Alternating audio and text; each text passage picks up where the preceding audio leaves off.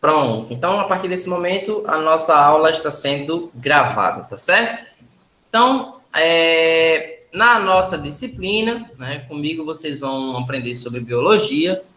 E antes da gente iniciar propriamente biologia, né, como a gente tem alunos vindo de escolas diferentes, com o ensino de forma relativamente heterogênea, né, uns aprendem alguns assuntos, outros aprendem outros, pelo menos é o que a gente tem observado nas aulas presenciais. Então, a gente vai fazer uma aula inicial, uma espécie de nivelamento para a gente tentar ter certeza, né? Para a gente ter certeza de que todos têm um conhecimento básico sobre aquilo que a gente vai estudar, certo?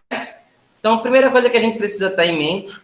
A propósito, todo o texto que eu vou escrever aqui, se de repente ficar um pouco pequeno para vocês lerem, quem está no celular consegue fazer a ampliação da imagem através do movimento de pinça, tá certo? Você consegue dar um zoom, como qualquer outra coisa no seu celular. Então, pode ser que esteja um pouquinho pequeno, mas aí é só vocês fazerem um movimento de zoom aí no celular de vocês que vocês conseguem ampliar. Então, vamos lá. A gente precisa ter em mente, primeiro, o conceito de a ciência, né? Então, a gente vai falar um pouquinho sobre ciência, né? Então, a gente está num período ótimo para a gente falar sobre ciência, né? Apesar de todas as dificuldades que a gente tem vivido enquanto sociedade, a gente está num bom período para falar sobre aquilo que é a ciência, né? Porque a gente tem vivido na prática. Eu hoje, por exemplo, pela manhã, um pouco mais cedo, estava lendo algumas notícias e aí eu tenho o hábito de, em algumas dessas notícias, ir lá para o final e ver os comentários que as pessoas colocam sobre essas notícias. E aí, evidentemente, a notícia que eu estava lendo era sobre vacina, né, especificamente sobre a, a Covid-19. E aí você vê um monte de opiniões de pessoas que se baseiam apenas pelo achismo, né? Então, tem de tudo nessas notícias, então, nesses comentários, melhor dizendo, né? Então, tem gente lá que vai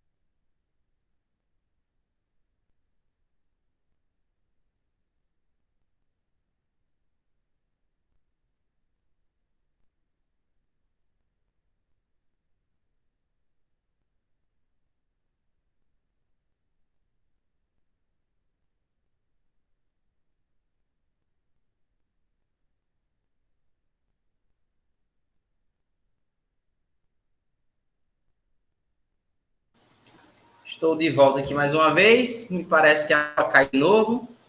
Voltando lá, né? Então, eu falava sobre ciência, né? E aí eu falava sobre ciência não ser aquilo que as pessoas acham que é, né? Então, não é a opinião própria de alguém. E aí que a ciência, ela requer que a gente tenha um conjunto de ideias que precisam ser respeitadas, né? Então, o primeiro ponto é a observação de um problema. Então, é necessário você, enquanto cientista, enquanto alguém que vai desenvolver a ciência, identificar algo ao seu redor que você não entende, tá certo? Isso que a gente chama de observação de um problema. O problema aí não é necessariamente algo ruim, mas algo que você não entende, propriamente dito. Lá na sala, eu coloquei a seguinte situação. Eu disse, olha, imagina que vocês estão chegando aqui na sala de aula e a sala de aula de vocês está cheia de água, né? Então, isso é tem uma água na sala que não deveria estar ali, né? Então, se ela não deveria estar ali, é necessário que a gente tente descobrir aquilo que está causando o aparecimento daquela água, né? E aí a gente vai para o próximo passo, né? Que passo é esse? O passo seguinte é a criação de hipóteses, né? Hipóteses nada mais são do que possibilidades de explicação. Então, se o meu problema é água na sala de aula, eu posso sugerir como hipótese de que choveu na noite anterior e que a sala alagou com a chuva. Pode ser que essa água tenha entrado pela janela, que tenha ficado aberta. Pode ser que o telhado da sala esteja com vazamento. Isso aí é uma possibilidade, né? Então, a minha hipótese é de que a chuva é a responsável por encher aquela sala. Pode ser outra coisa? Pode ser outra coisa. Eu vou citar aí mais algum exemplo, mas pode ser até coisas que eu não tenha citado. Pode ser, por acaso, que na parede da sala de aula, em uma das paredes, passe um cano, uma tubulação de água, e que essa tubulação de água, ela esteja com vazamento, né? Em um determinado horário, a pressão da água fica mais forte e a água pode vazar por esse cano e escorrer pela parede. Eu, particularmente, já vi situações desse tipo, né? Já vi situações onde uma tubulação dentro de uma parede está com vazamento e a parede fica escoando água, né? Minando água da parede. Então, essa é uma outra possibilidade. Uma terceira possibilidade aí, uma terceira hipótese, só para a gente não ficar nessas duas, né? Mas poderiam ser 50, 100, milhares de possibilidades, tá? Mas uma outra poderia ser algo muito comum no bairro de Afogados. Vocês já repararam que em alguns dias do mês, por várias vezes, acontece a seguinte situação, que é você sai nas ruas de Afogados, não choveu, certo? O céu está limpo, aberto, às vezes até com sol, né, intenso, e você observa algumas ruas do bairro de Afogados alagada. Alguém já viu isso?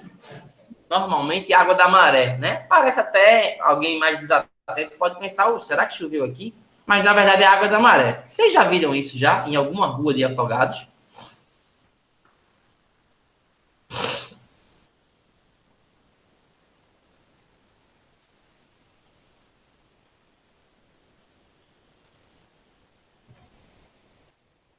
Vocês conseguem me ouvir? Marcone, Maria Luísa, Paulo, já viu, né? Pronto. Então, tem algumas ruas de Afogados que acontecem isso, né? Isso é um movimento da lua cheia, mais para frente a gente fala sobre isso. E essa lua cheia, a proximidade dessa lua aumenta o nível da maré. Então, a maré fica mais alta do que de costume. Como Afogados é um bairro abaixo do nível do mar, né? Então, as águas de rios e marés acabam inundando algumas dessas ruas mais baixas. Não são todas, mas algumas. Então, uma possibilidade para essa água lá da sala de aula de vocês terem enchido pode ser, por exemplo, isso, né? Quem não conhece a área pode dizer, olha, talvez a maré alta tenha enchido as ruas ali no entorno da escola e essa água tenha entrado na escola e na sala de aula. Então, essa é mais uma hipótese. Essas hipóteses, alguma delas tem que estar certa? Não. talvez todas estejam erradas, né? Talvez todas sejam possíveis e todas em algum momento estejam certas. Como que a gente vai fazer, do ponto de vista científico, para saber se aquilo está certo ou se está errado? Daí a gente precisa largar a mão de um outro ponto. O terceiro ponto que constrói a ciência propriamente dito, né? E que ponto é esse? É a realização de experimentos, certo? Então, a gente vai chamar aqui de experimentação.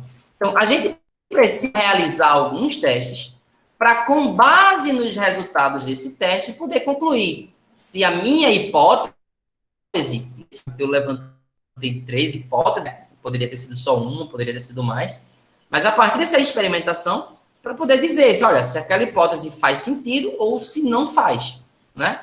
Então, que experimentações seriam essas? A gente faria alguns testes, né?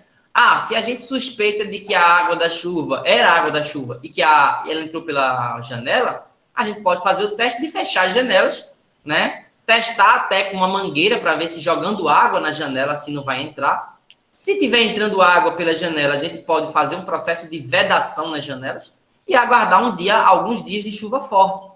Se nesses dias de chuva forte, depois que a gente tiver conferido as janelas, ainda assim entra a água da chuva, né? Ou melhor, perdão, a sala de aula alagar, é sinal de que a água da chuva, se é que era água da chuva, não entrou pela janela, né?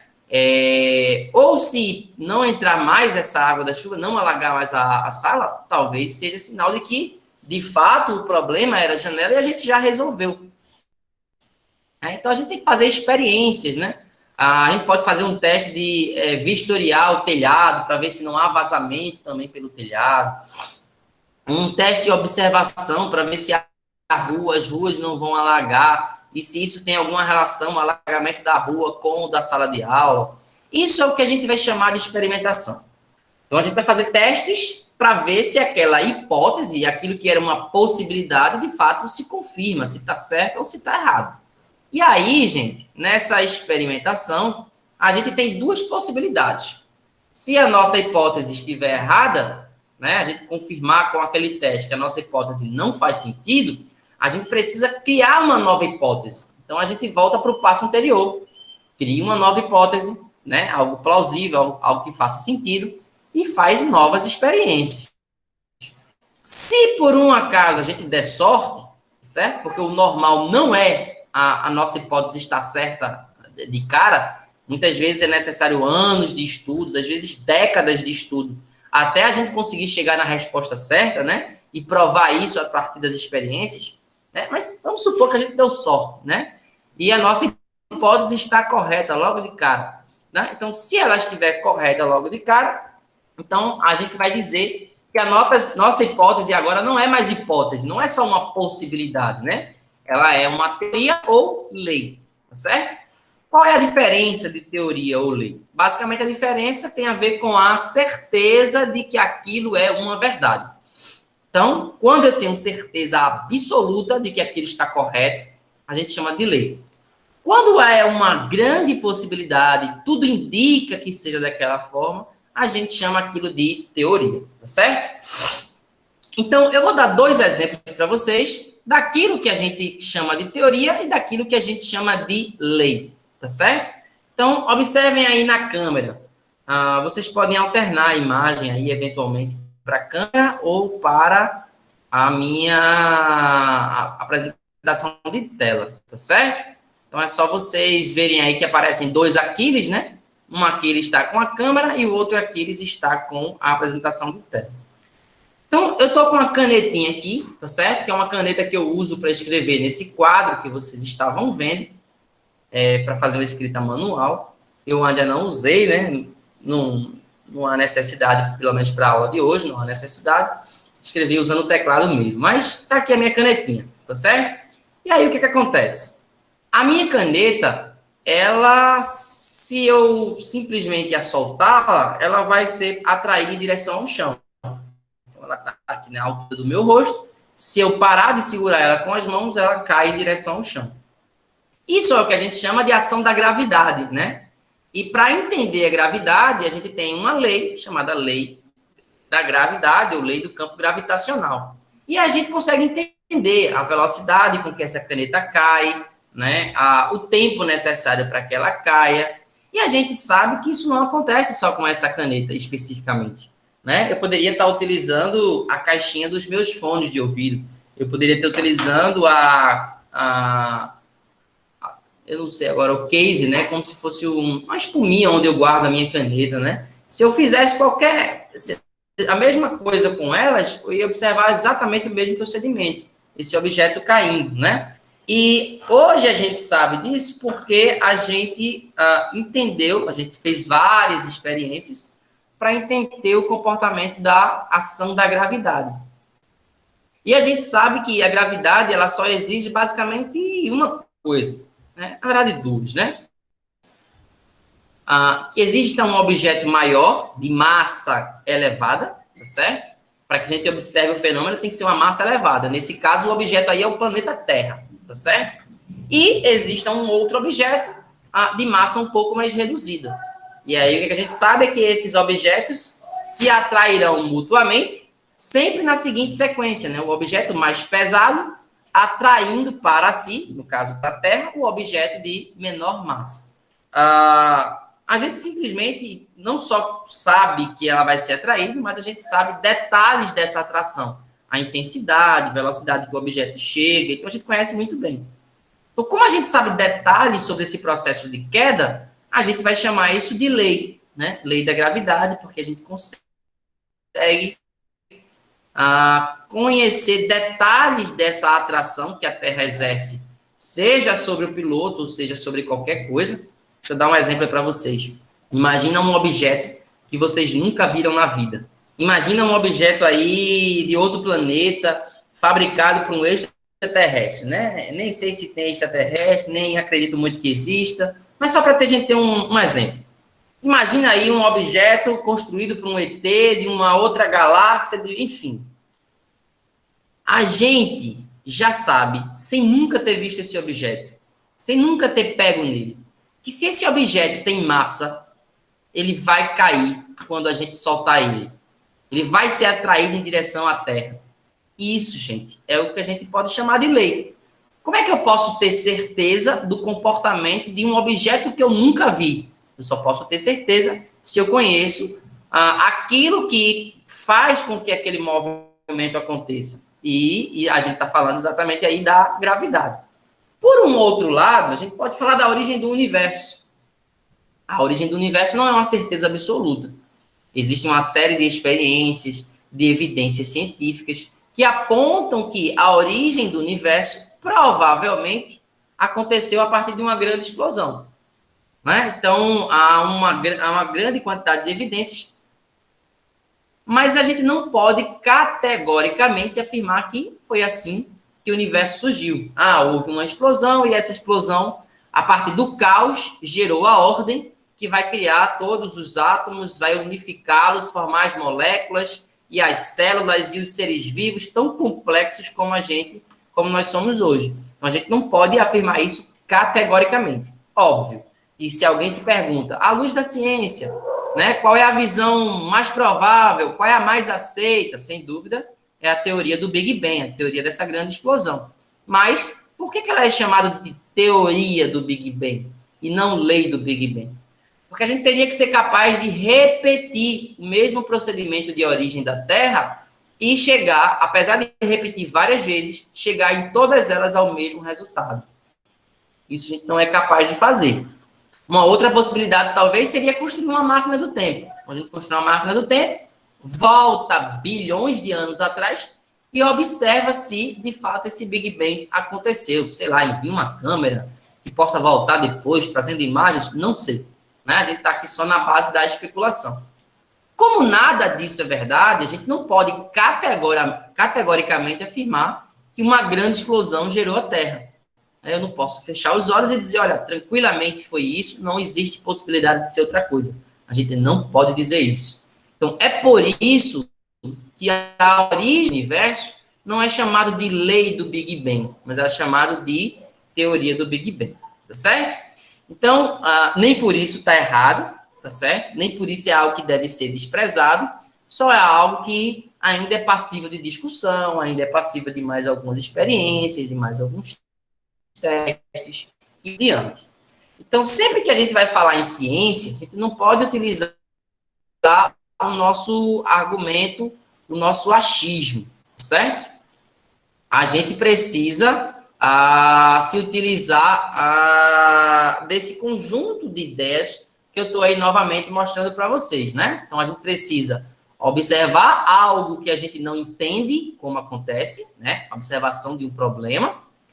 A gente precisa criar explicações, né? Baseado não em imaginação apenas, né? Mas naquilo que a gente está observando, né?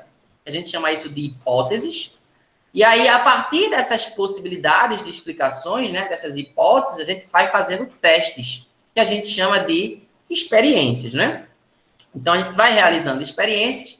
Se essas experiências confirmarem que a nossa ideia está certa, então agora a gente passa a chamar a nossa ideia, não mais de hipótese, mas chamá-la de teoria ou de lei. Se a nossa experiência mostrar que a hipótese está errada, e daí a gente volta para o começo. A gente volta novamente para a hipótese e precisa ser criada uma nova hipótese, né? Não para aquela que a gente já criou, a gente já viu que ela estava errada.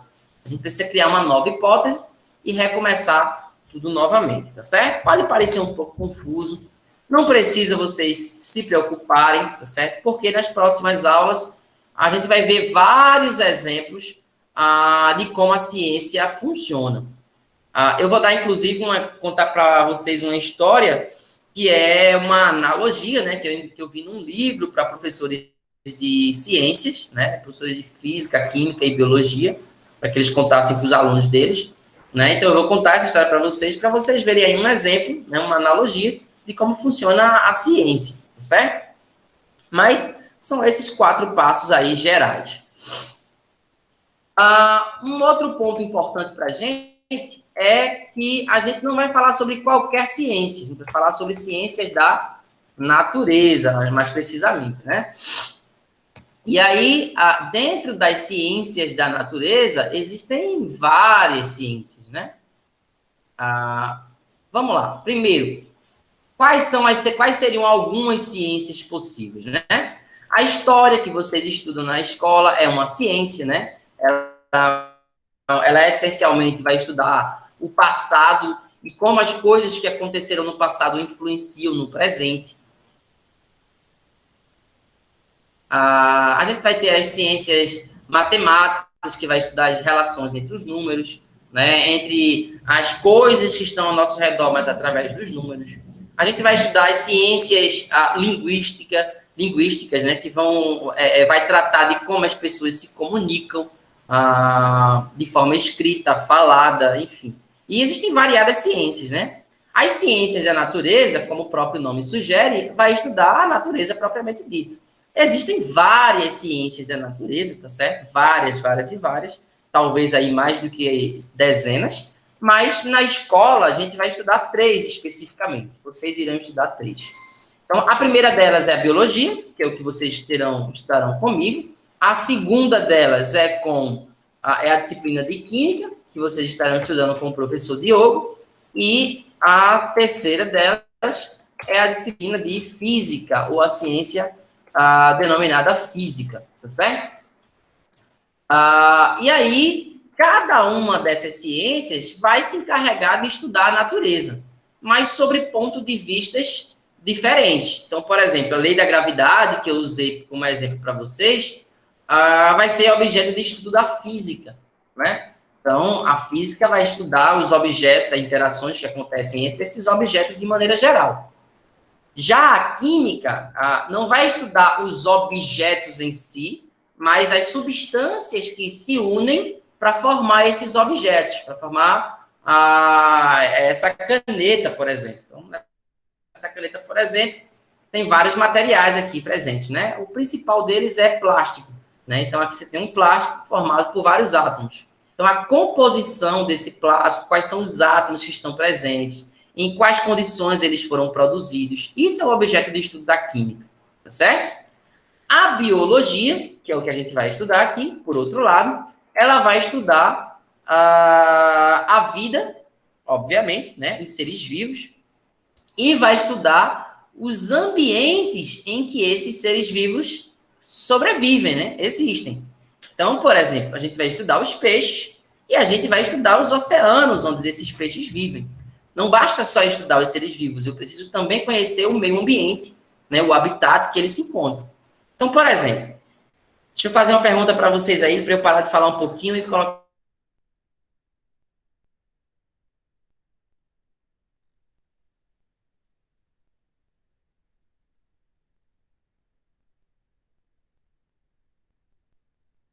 vocês para pensarem um pouco. Faz cientista ligado à biologia, para e olha, eu vou estudar planeta Marte. Faz sentido isso?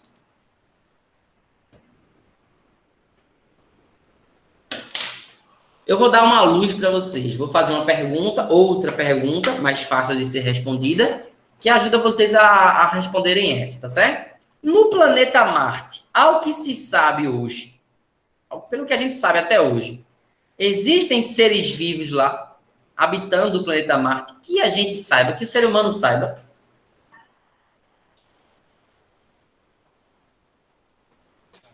Vocês já viram em algum jornal, algum professor dizendo, não, olha, lá em Marte tem seres vivos, sei lá, tem cachorro, tem macaco, tem bactérias. Vocês já viram falar disso? O Marconi está dizendo que não. O Paulo, a Vanessa, a Maria Luísa acham que concordam com o Marconi ou discordam dele? Acham diferente?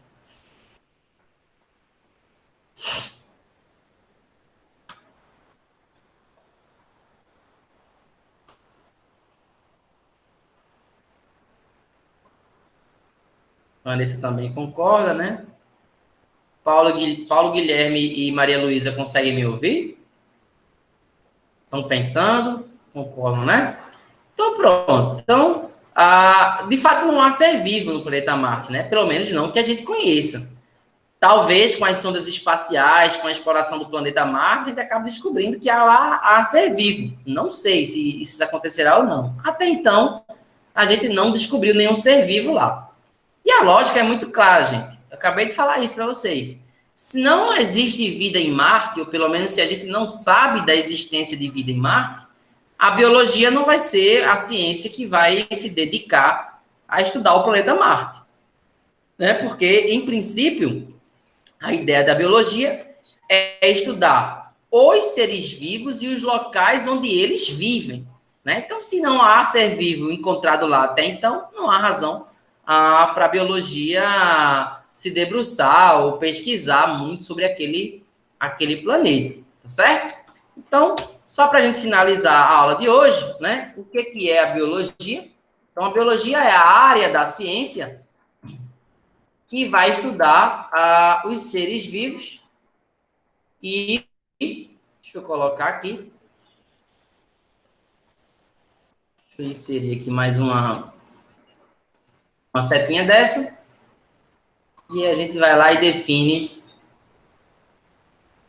Isso que eu tô colocando aqui para vocês vai estar disponível na aula, tá certo? Depois eu vou postar isso lá no Google Classroom e vai estar disponível para que vocês possam pegar e, de fato, dar uma revisada depois. Não precisa vocês perderem tempo copiando na aula online. O pessoal que estava na aula presencial precisa, evidentemente, copiar, né?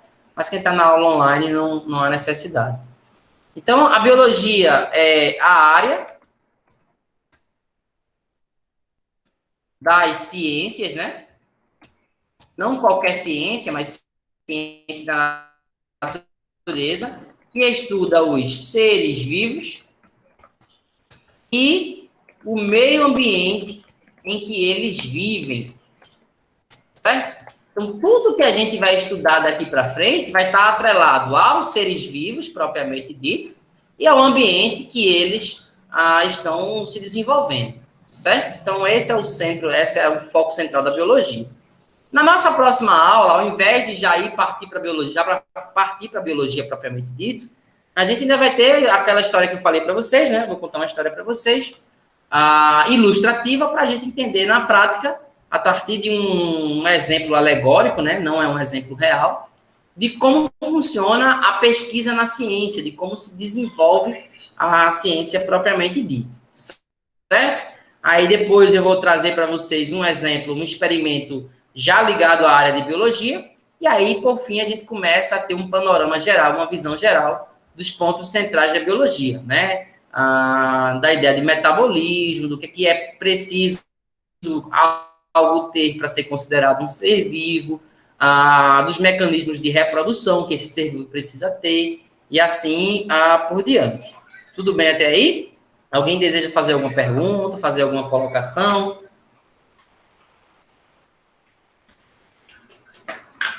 A ideia é que as nossas aulas elas tenham sempre o mesmo conteúdo da aula online, né? Então, na primeira aula a gente falamos exatamente sobre isso, na nossa primeira aula na escola. Então, quem está assistindo às aulas só online, a ideia é que tenha exatamente os mesmos conteúdos, né? Então, essa é a aula 1. Eu devo colocar ainda hoje uma mensagem para vocês lá no grupo do WhatsApp dizendo qual será o dia e horário da aula 2. Ninguém tem nenhuma dúvida, nenhuma pergunta, nenhuma colocação a ser feita?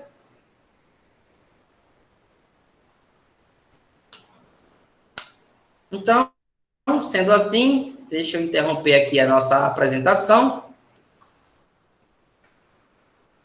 Então, a nossa apresentação ela está interrompida, agora vocês estão só comigo aqui. Então, já que ninguém tem nenhuma dúvida, a gente encerra por aqui a aula, eu vou encerrar a gravação e, posteriormente, esse vídeo vai estar disponível lá no Google Classroom, para se vocês quiserem reassistir, vai estar lá disponível.